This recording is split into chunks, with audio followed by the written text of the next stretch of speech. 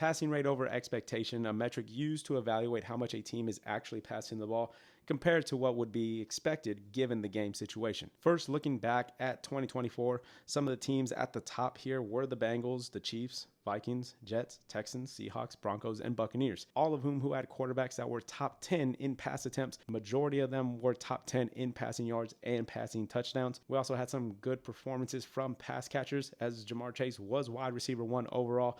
Right behind him, Justin Jefferson at wide receiver 2. T. Higgins for the Bengals was wide receiver 15 in points per game, and Garrett Wilson finishing as a top 10 wide receiver for the first time in his career. Then over on the back end, we had teams like the Colts, Eagles, Packers, Steelers, Falcons, Titans, Ravens, all of whom had shaky QB situations or just a dominant run game. Now, looking at 2025, through the first month of the season, at the top, Chargers, Justin Herbert is QB 9 in all of fantasy, and while it's not Ladd McConkey like we all thought it would be, Quentin Johnson and Keenan Allen are both top 10 fantasy wide receivers. For the Cardinals, while it hasn't really panned out just yet with Marvin Harrison Jr. on a consistent basis, we did see a good game from him in week 4.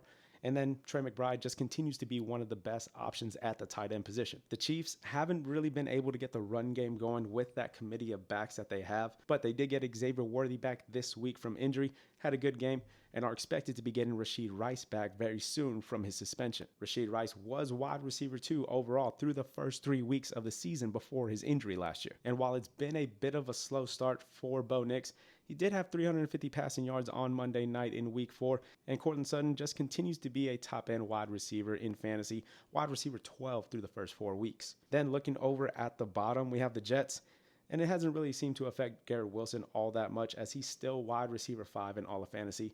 Being third in targets in the league does help. And no surprise here, again, the Eagles are at the bottom.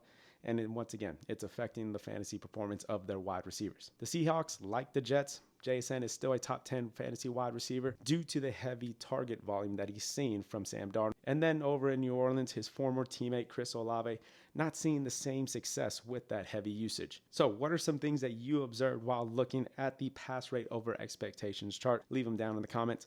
And as always, see you guys next time. Thanks for watching. God bless.